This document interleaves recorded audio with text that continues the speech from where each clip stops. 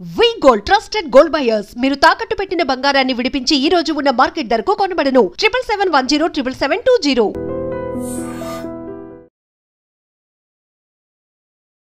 Welcome to iDream media. So జనరల్గా జుట్టు రాలే సమస్య ఇబ్బంది పెడుతూ ఉంటుంది. అయితే పెద్ద జుట్టు అనేది ఈ మధ్య ఎవరికి ఉండడం లేదు. సో పొడవు జుట్టు గురించి అసలు ఆయుర్వేద శాస్త్రంలో ఏం చెప్పబడింది, ఎలాంటి హెయిర్ ఆయిల్ వాడాలి, ఎలాంటి షాంపూస్ వాడాలి, ఎలాంటి కేర్ తీసుకోవాలి, సో దీని గురించి హెర్బల్ మెడిసిన్ ఏదైనా ఉంటుందా, పూర్తి వివరాలు తెలుసుకుందాం. మనతో పాటు ప్రముఖ ఆయుర్వేద వైద్య నిపుణులు డాక్టర్ సుబ్రహ్మణ్యం గారు ఉన్నారు from Amrutham ayurvedic hospital. Doctor గారు నమస్తే అండి. నమస్తే అమ్మా. జుట్టు రాలే సమస్య అంటే ఎవరికి పెద్ద జుట్టు ఉండట్లేదు, అంతేకాదు మంచిగా జుట్టు ఉండట్లేదు, ఏం చెప్తారు, ఒత్తుగా జుట్టు ఉండట్లేదు, ఎందుకని? ఇప్పుడు పిల్లలే ఆరోగ్యకరంగా లేదు, వాళ్ళు ఆరోగ్యకరంగా లేకుండా ఉన్నప్పుడు వాళ్ళకి ఆరోగ్యకరమైన జుట్టు ఎలా పెరుగుతుంది? ఇప్పుడు చాలా మంది పిల్లల్ని, అంటే పిల్లల దగ్గర నుంచి మాట్లాడుతూ వస్తాం, చాలా మంది పిల్లలు ఆరోగ్యకరంగా ఎంత ఉన్నారు అని అడిగితే మేము ఒక 2 ఇడ్లీలు కూడా తినలేని పరిస్థితిలో ఉన్నాము అని చెప్పేటోళ్ళే ఎక్కువ ఉన్నారు. మరి పోషకాహారం అందట్లేదు. అసలు జుట్టు ఎందుకు పెరుగుతుంది అనే దాని మీద అవగాహన లేదు. జుట్టు ఎందుకు పెరుగుతుంది? జుట్టు అనేది ఒక వృధా పదార్థం, వేస్ట్ పదార్థం, మల పదార్థం. మనకు యూరిన్ మోషన్ ఎలా బయటకు వచ్చేస్తుందో, అంటే మనకు యొక్క సప్త ధాతువుల్లో అస్థి ధాతువు, మధ్య ధాతువు యొక్క వృధా పదార్థమే ఈ జుట్టు, గోర్లు. అందుకే ఇవి పెరుగుతుంటాయి. వాళ్ళ ఎముకల్లో బలమే లేదు. ఎముకల బలానికి కావాల్సిన ఆహారం వాళ్ళు తీసుకోవట్లేదు, మధ్య బలానికి కావాల్సిన ఆహారం తీసుకోవట్లేదు. ఒకవేళ తీసుకున్నా కూడా వాళ్ళకి అది జీర్ణం అవ్వట్లేదు. ఎందుకంటే వాళ్ళ జీర్ణ వ్యవస్థ సక్రమంగా లేకపోవడం వల్ల, సరిపడిన పోషకాహారం లేకపోతే దానివల్ల ఆ యొక్క మల పదార్థాలు కూడా సక్రమంగా బయటికి రావు. అందువల్లే జుట్టు సరిపడినంత గ్రోత్ లేకుండా పోతుంది. ఇప్పుడు పిల్లలు చూడండి, పిల్లల్లో కూడా ఇంత పిలక జుట్టలే ఉంటున్నాయి, కొద్దిమీర జుట్టలే ఉంటున్నాయి. అందుకని వీళ్ళకు ఇప్పుడు వీళ్ళ మీద ఎక్కువ ఒత్తిడి ఉండడం, ఉదయం 8 గంటలకే బస్సులు ఎక్కాల్సి రావడం స్కూళ్ళకి వెళ్ళడానికి, అందుకని సరిపడా తినకుండానే వీళ్ళు వెళ్ళడం, రోజులో సరిపడినంత నీళ్లు తాగకపోవడం. ముఖ్యంగా స్త్రీలు జుట్టు గురించి ఎక్కువ ఆలోచిస్తారు. ఇక్కడ స్కూల్కి పంపిస్తున్న పిల్లలకు జుట్టు రావట్లేదు సరిగా. కారణం ఏంటంటే వాళ్ళకు నీళ్లు సరిపడా తాగట్లేదు. ఎందుకంటే వాళ్ళకి టాయిలెట్లు సరిగా లేకపోవడం వల్ల టాయిలెట్కి వెళ్ళాల్సి వస్తుందని చెప్పనేసి వీళ్ళు తాగకపోవడం.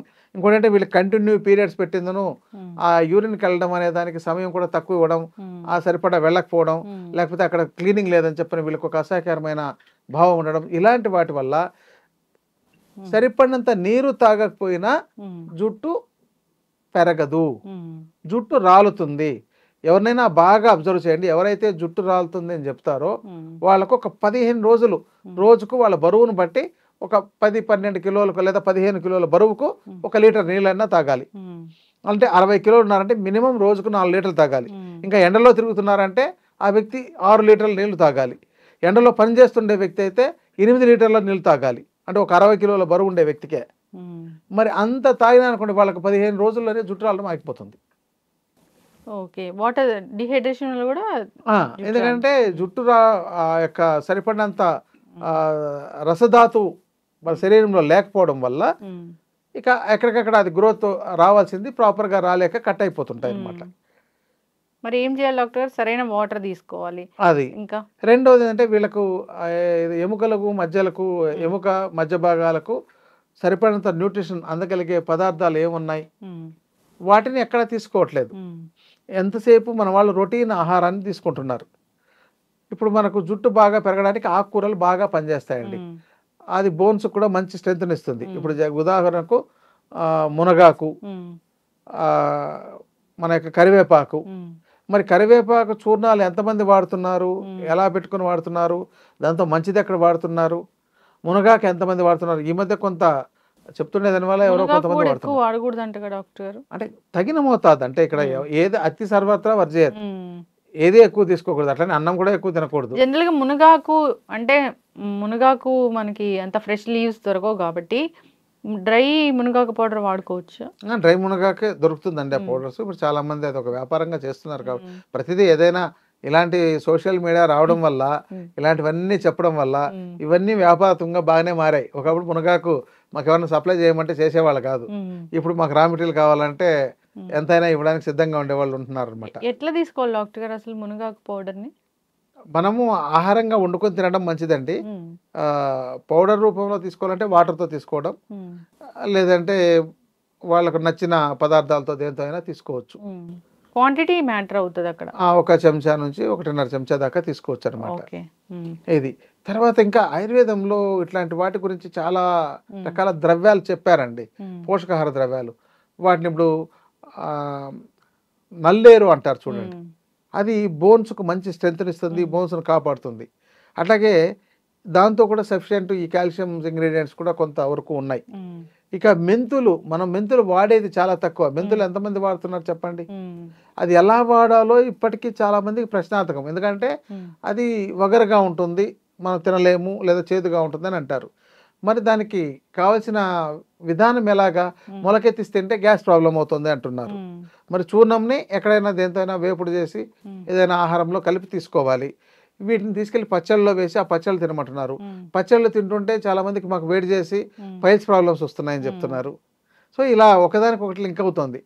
కాబట్టి ఇక్కడ పాలలో కాల్షియం ఉంటుంది, రాగుల్లో కాల్షియం ఉంటుంది, సజ్జల్లో కాల్షియం ఉంటుంది. ఇప్పుడు మంచి పాలే తాగడానికి సమస్యగా తయారైపోయింది. కాబట్టి అందుకని వీళ్ళెవ్వరికి ఈ పోషకాహారం సరిగా లేదు. ఇంకోటి ఏంటంటే వాళ్ళ శరీరం గ్రోత్కు, పిల్లలకు టీనేజ్లో వాళ్ళకు కావాల్సిన గ్రోత్కి సరిపడినంత న్యూట్రిషనే లేకపోయినప్పుడు ఇక ఈ హెయిర్ పెరిగేంత న్యూట్రిషన్ ఎక్కడ తీసుకోగలుగుతారు? కాబట్టి వీళ్ళకు కూడా హెయిర్ గ్రోత్ సరిగా లేకపోతుంది. ఇక ఆయిల్ విషయంకి వస్తే, ఆయిల్ అనేది మర్దన చేయడం వల్ల కొంతవరకు ఉపయోగపడుతుంది. ఎందుకంటే మన శరీరానికి మర్దన చేస్తున్నట్లయితే ప్రాపర్గా బ్లడ్ సర్క్యులేషన్ జరిగి అవి కొంత గ్రోత్ వస్తాయి. మీకు ఆయిల్ అంతా కూడా ఎవరికైనా ఆయిల్ వాడకుండా ఉండే వ్యక్తికి ఒక 2-3 నెలల పాటు వాడితే గ్రోత్ బాగా తెలుస్తుంది. 2-3 నెలల తర్వాత అసలు వాళ్ళకి మళ్ళీ మామూలుగానే ఉంటుంది. ఎందుకంటే ఇంటర్నల్గా పోషకాహారంతో పాటు చేస్తున్నట్లయితే ఉపయోగకరం.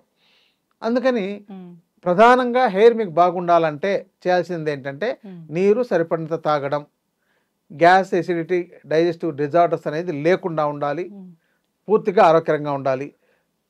మూడవది మలబద్ధకం అనే సమస్య లేకుండా ఉండాలి. 4వది పోషకాహారాన్ని బాగా అందించాలి. 5వది తైలమర్దనం చేసుకోవడం. ఇదండి.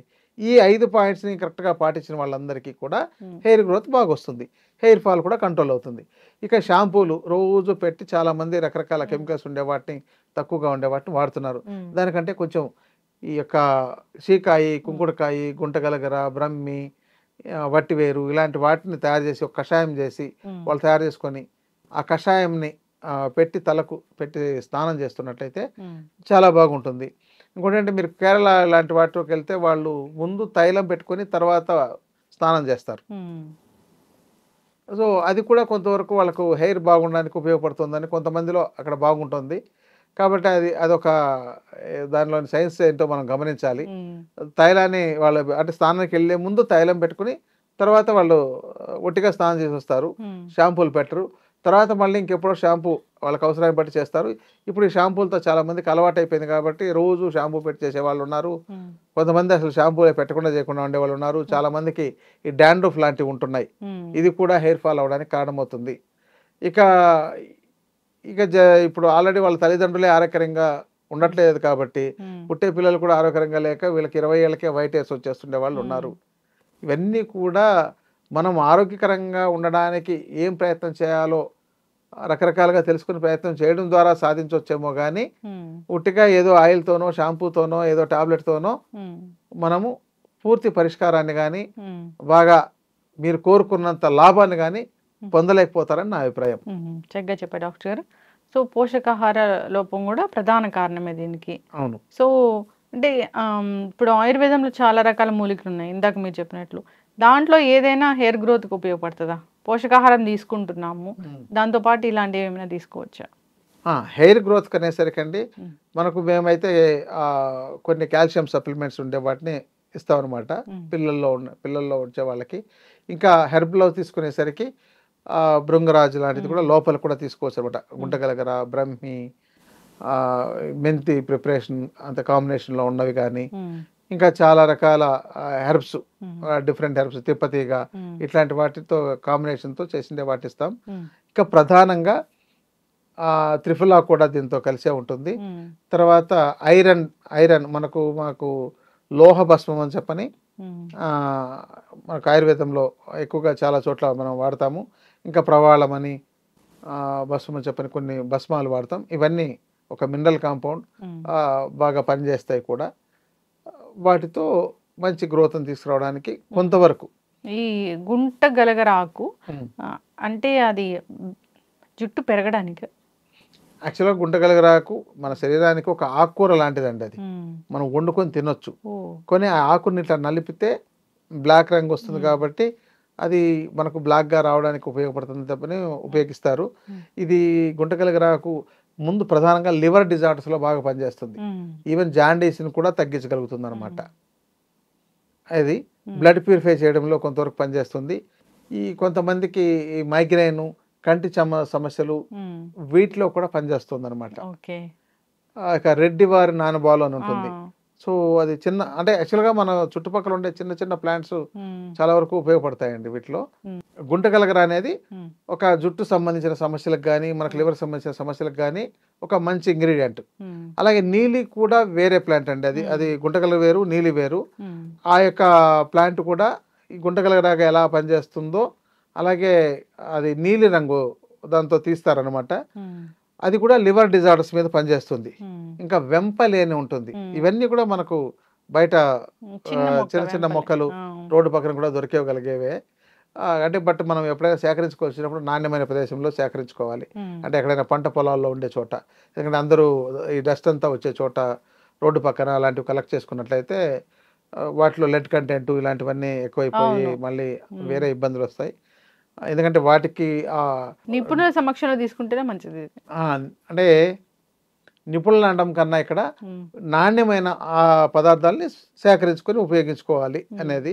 ఎందుకంటే రోడ్డు పక్కన లాంటి వాటిలో ఉండే వాటిలో తీసుకున్నప్పుడు ఈ పొల్యూషన్ వల్ల దాని గుణాలన్నీ కూడా వీటికి వచ్చేస్తున్నాయని ఒక పరిశోధనలో తేలింది. కాబట్టి అలాంటివి కాకుండా పంట పొలాల్లో ఇంకా అడవి ప్రాంతంలో సేకరించేవి అయితే చాలా బాగా, ఎందుకంటే అక్కడ కల్తీ అయ్యే అవకాశాలు ఏమి లేవు కాబట్టి వాటిలో ఎక్కువ ఆర్గానిక్ మాన్యూర్ ఉండడం వల్ల ఆ చెట్లు పడిపోయి వాటి ఆకులతోనే మాన్యూర్ తయారయ్యి వాటి పోషకాలతో బయటకు పెరుగుతాయి కాబట్టి వాటిలో పోషక విలువలు బాగుంటాయి. అలాంటిది తీసుకోవడం ఉత్తమం అండి. జుట్టు తెల్లబడింది అంటే నల్లబడాలంటే అసలు ఏముంటుంది డాక్టర్ గారు? అంటే నాకైతే నా ఎక్స్పీరియన్స్లో ఇప్పటిదాకా వచ్చేటట్టు ఏమీ లేదు. ఈ రకరకాల హోమ్ రెమెడీస్ చెప్తున్నారు కానీ ఎక్కడి వరకు వచ్చాయి వాటిలో అంత ప్రయోజనం లేదు. కానీ ఇక్కడ ఏంటంటే గోరింటాకుని, అది మనకు బ్రౌనిష్ కలర్ వస్తుంది. ఆ గోరింటాకుతో బ్రహ్మి, భృంగరాజు ఇలాంటివి కలిపి హెన్నా అని పెట్టుకుంటుంటారు కదా, అది పెట్టుకొని అది చేసుకొని కలర్ బ్రౌన్ వచ్చిన తర్వాత మరుసటి రోజు ఈ నీలి ఆకుని నానబెట్టి సేమ్ అదే విధంగా కాంబినేషన్ చేసి మళ్ళీ నీలి ఆకుతో దాన్ని పెట్టుకొని చేసినట్లయితే అది బ్రౌన్ కలర్ వస్తుంది. ఈ నీలి ఆకుతో బ్లూయిష్ వస్తుంది. రెండు కలిపి బ్లాక్గా వస్తుంది. అది రెగ్యులర్గా వీళ్ళు ఫ్రీక్వెంట్గా వాడుతుండాలి. అట్లనే ఒక 4-5 అప్లికేషన్స్లో అప్పుడు వీళ్ళకు నేచురల్గా బ్లాక్నెస్ కనపడుతుంది అనమాట. మళ్ళీ వేసిన వెంటనే కనపడదు. చాలామంది మేము పెట్టామని మీరు చెప్పారు, మేము పెట్టగానే మాకు అసలు బ్రౌన్ అయింది, మరుసటి రోజు బ్లాక్ కాలేదని అంటుంటారు. అది 4-5 అప్లికేషన్స్ చేసిన తర్వాత బాగుంటుంది. రెండోది ఏంటంటే నీలి ఆకుని సేకరించేటప్పుడు కూడాను దాంతో ఆ నీలి గుణము అనేది వచ్చిన తర్వాత దాన్ని కలెక్ట్ చేసినవి అయితే బాగుంటుంది. కొంతమంది రైతులు దాన్ని పండించినా కూడా సేల్స్ కోసం తొందరగా మార్కెట్ వస్తుందంటే ముందుగా కట్ చేసి చేశారనుకోండి, అది మనం ఎంత పరిశీలించినా మనకు అర్థం కాదు. కాబట్టి కొంతమందికి ఒక్కొక్క సందర్భంలో రాలేకుండా పోతుంటుంది. అలాంటప్పుడు నాణ్యమైన గోరంటాకు, నాణ్యమైన నీలి ఆకుని మీరు సేకరించుకొని ఉపయోగించుకోగలిగితే మంచి ఫలితం ఉంటుందండి. చక్కటి ఇన్ఫర్మేషన్ డాక్టర్ గారు. జుట్టు రాలే సమస్య వస్తుందంటే దానికి పోషకాహార లోపము, సరైన ఆహార విధానాలు లేకపోవడం వల్ల అని చెప్పారు. హోమ్ రెమెడీస్ ఉన్నాయి కానీ మంచి ఆహారం తీసుకోవాలి, సఫిషియెంట్ స్లీపు, స్ట్రెస్ లేకుండా ఉండడం, ఇవన్నీ కూడా దానికి చాలా చాలా ఇంపార్టెంటే. సో జాగ్రత్తలు తీసుకోవాలని కోరుకుందాం డాక్టర్ గారు. చాలా చక్కటి ఇన్ఫర్మేషన్. ధన్యవాదాలు. ధన్యవాదాలు. And for more videos, please subscribe to iDream. Please subscribe to iDream. Please subscribe iDream. And please subscribe to iDream. For more videos, subscribe to iDream. please like, share and subscribe to the channel. Congratulations, iDream. Subscribe to iDream. Subscribe to iDream. So subscribe to iDream Media. iDream ki iDream team andarki huge congratulations. Please subscribe iDream Media. Please subscribe to iDream. Subscribe iDream. Please subscribe to iDream. I dream అంటే నా కళల ఛానల్ను subscribe చేసుకున్న నోరు తిరుగుతలేదు. మీరైతే గంట గుర్తు కొట్టండి. For more such videos, please subscribe to iDream. Subscribe to iDream. Please subscribe to iDream. Please subscribe iDream Media. Please do subscribe to iDream. Please subscribe to iDream Media. For best entertainment and information, please subscribe iDream. And don't forget to subscribe to iDream.